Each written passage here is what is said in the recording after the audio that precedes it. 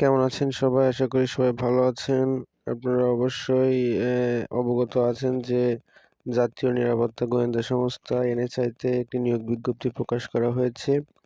তো চলুন আমরা দেখে আসি যে এখানে কয়টি পদের বিপরীতে কয়টি শূন্য পদ আছে এবং যোগ্যতা কি, কি লাগবে, কোন জেলার প্রার্থীগণ আবেদন করতে পারবেন। তো চলুন প্রথমত দেখা যাচ্ছে যে ১ নাম্বার যে পদটি সেটা হলো সহকারী পরিচালক। এখানে শূন্য পদের সংখ্যা আছে মোট ২৬টি এবং এখানে শিক্ষাগত যোগ্যতা লাগবে যেকোনো স্বীকৃত বিশ্ববিদ্যালয় হতে প্রথম শ্রেণীতে স্নাতকোত্তর ডিগ্রি অথবা সমমানের CGPA সহ স্নাতক বা সম্মান ডিগ্রি। কম্পিউটার চালনায় দক্ষতা থাকতে হবে। এই পদে সকল জেলার প্রার্থীগণ আবেদন করতে পারবে। ২ নম্বর যে পদটি সেটা হলো টেলিফোন ইঞ্জিনিয়ার। এখানে শূন্য পদের সংখ্যা ১টি এবং এখানে আবেদনের জন্য যোগ্যতা থাকতে হবে যেকোনো স্বীকৃত বিশ্ববিদ্যালয় হতে টেলিকমিউনিকেশনে ইঞ্জিনিয়ারিং অথবা ইলেকট্রনিক্স ইঞ্জিনিয়ারিং এ স্নাতক ডিগ্রি। এই পদেও সকল জেলার প্রার্থীগণ আবেদন করতে পারবেন। ৩ নম্বর যে পদটি সেটা হলো ফিল্ড অফিসার। এখানে শূন্য পদের সংখ্যা হলো ১৭টি। শিক্ষাগত যোগ্যতা থাকছে যেকোনো স্বীকৃত বিশ্ববিদ্যালয় হতে ২য় শ্রেণী স্নাতক বা সমমানের ডিগ্রি, কম্পিউটার চালনায় দক্ষতা থাকতে হবে এবং উচ্চতা পুরুষের ক্ষেত্রে ৫ ফুট ৩ ইঞ্চি, মহিলাদের ক্ষেত্রে ৫ ফুট, বুকের মাপ পুরুষ মহিলা উভয়ের ক্ষেত্রে ৩০ থেকে ৩২ ইঞ্চি। এই পদেও সকল জেলার প্রার্থীগণ আবেদন করতে পারবেন। পরবর্তী ৪ নম্বর যে পদটি আছে সেটা হলো ষাটলিপিকার কাম কম্পিউটার অপারেটর। এখানে শূন্য পদের সংখ্যা ৫টি। এখানে শিক্ষাগত যোগ্যতা থাকছে স্নাতক বা সমমানের ডিগ্রি, কম্পিউটার চালনায় দক্ষতা থাকতে হবে এবং এ পদেও সকল জেলার প্রার্থীগণ আবেদন করতে পারবেন। ৫ নম্বর যে পদটি থাকছে সেটা হলো ষাট মুদ্রাক্ষরিক কাম কম্পিউটার অপারেটর। এখানে শূন্য পদ সংখ্যা ১৪টি এবং শিক্ষাগত যোগ্যতা থাকছে ন্যূনতম স্নাতক পাস ২য় শ্রেণীতে, কম্পিউটার চালনায় দক্ষতা থাকতে হবে এবং এই পদেও সকল জেলার প্রার্থীগণ আবেদন করতে পারবেন। ৬ নম্বর যে পদটি থাকছে সেটা হলো ওয়্যারলেস অপারেটর। এখানে শূন্য পদের সংখ্যা থাকছে ২০টি এবং শিক্ষাগত যোগ্যতা থাকছে যেকোনো স্বীকৃত বোর্ড হতে উচ্চ মাধ্যমিক অর্থাৎ HSC পাশের সার্টিফিকেট থাকা লাগবে এবং কিছু, কিছু ক্ষেত্রে আপনার মৌলিক জ্ঞান থাকতে হবে যেগুলো এখানে উল্লেখ করা আছে এবং সকল জেলার প্রার্থীগণ আবেদন করতে পারবেন।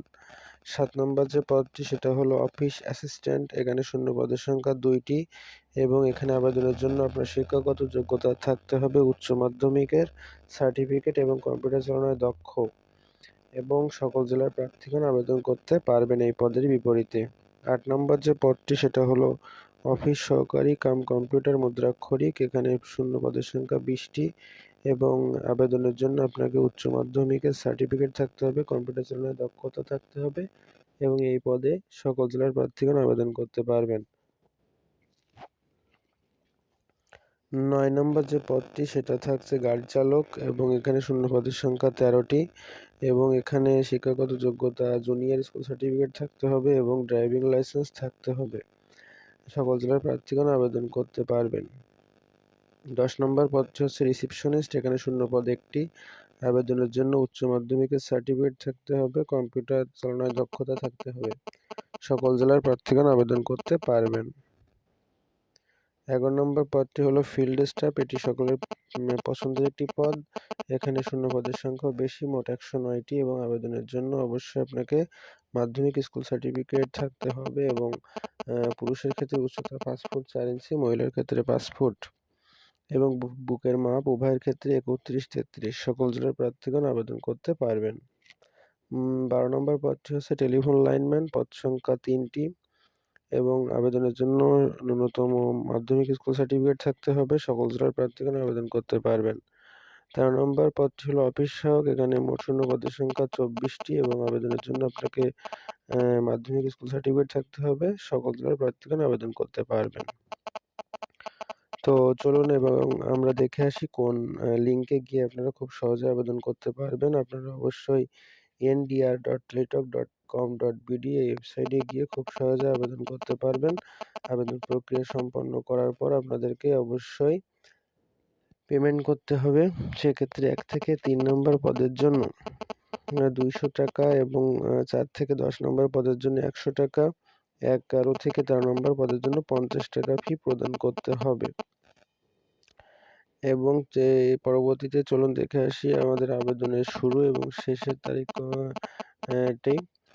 অনলাইনে আবেদন শুরু হচ্ছে ৬/৪/২০২৫, ৬/৪/২০২৫ তারিখ হইতে ২০/৪/২০২৫, ২০/৪/২০২৫ তারিখের ভিতরে আপনারা অবশ্যই আবেদনটি করে ফেলবেন এবং তার পরবর্তীতে আপনারা ৭২ ঘন্টার ভিতরে পেমেন্ট করতে পারবেন। তো সকলকে ধন্যবাদ। আপনাদের যার যেটা পদ পছন্দ আছে যোগ্যতা অনুযায়ী আবেদন করে ফেলবেন। ধন্যবাদ সকলকে। ভালো থাকবেন সবাই।